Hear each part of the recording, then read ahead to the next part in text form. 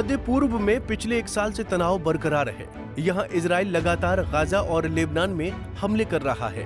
Israel की ओर से किए गए ताजा हमले ने गाजा पट्टी में भारी तबाही मचाई है। बताया जा रहा है कि इजरायली सेना ने 20 अक्टूबर को गाजा पट्टी में जमीनी और हवाई हमला किया है, जिसमें 87 लोगों की मौत हुई है। ये किसी एक हमले में महीनों में हुई सबसे ज्यादा मौतों में से एक है।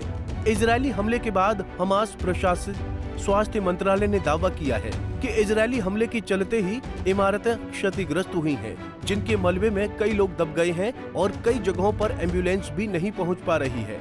ऐसे में ये माना जा रहा है कि हमास चीफ याह्या सिनवार के खात्मे के बाद हमास के खिलाफ इजराइल का हमला और भी तेज हो गया है।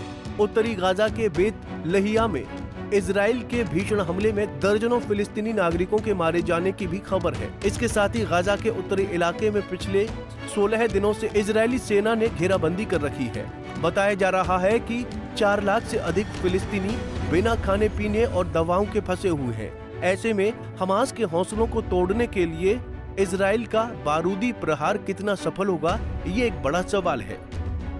दरअसल गाजा पट्टी के बेत लाहिया इलाके में इजराइल ने बड़ा हमला किया है।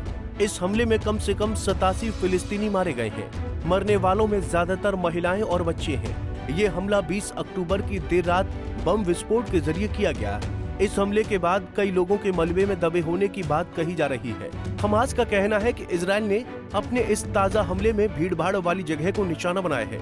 इजरायली हमलों में एक पूरा आवासीय परिसर ही नष्ट हो गया है।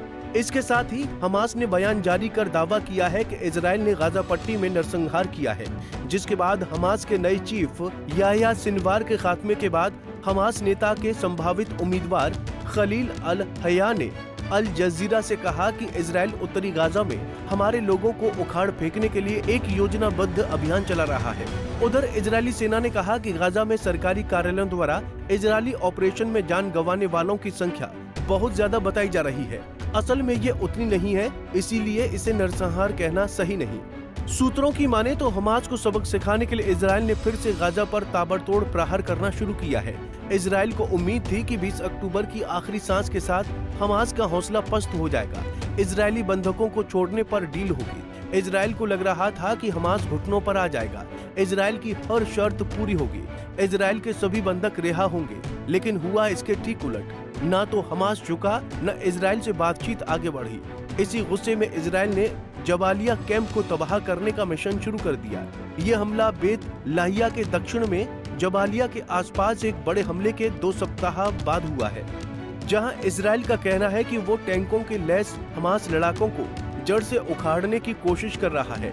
इजराइल का कहना है कि यह हमला हमास के एक लक्ष्य पर हुआ है, जहां आतंकवादी स्कूलों और अस्पतालों सहित नागरिक क्षेत्रों का उपयोग छिपने के लिए करते हैं। ऐसे में हमास ने इस आरोप का खंडन किया है।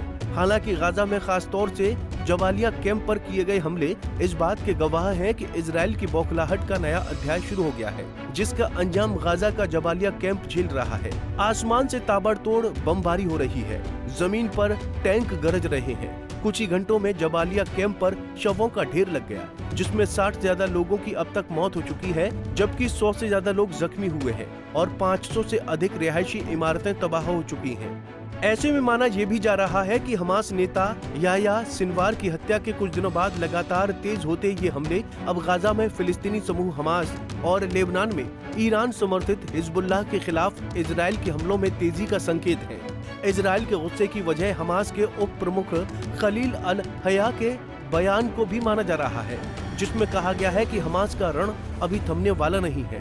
इसके अलावा इजराइल इस महीने की शुरुआत में ईरान द्वारा किए गए मिसाइल हमले का जवाब देने की तैयारी कर रहा है।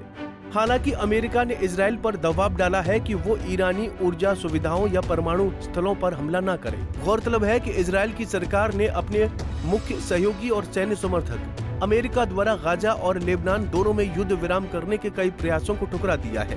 इजराइल पर 7 अक्टूबर 2023 को हमास के हमले के बाद से शुरू हुए इजरायली हमले ने गाजा के 2.3 मिलियन लोगों को बेघर कर दिया है और अब तक 42,500 ज्यादा लोग मारे जा चुके हैं। ऐसे में सरकार की खुली छूट मिलने के बाद इजराइल की सेना गाजा में बारूदी कहर बरपाने में लगातार लगी हुई है।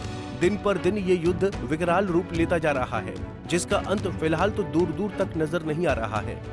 Bureau report, Punjab Kesari TV. हमसे जुड़े रहने के लिए हमारे YouTube चैनल को सब्सक्राइब करें और नई वीडियो की नोटिफिकेशन के लिए बेल आइकॉन को दबाएं।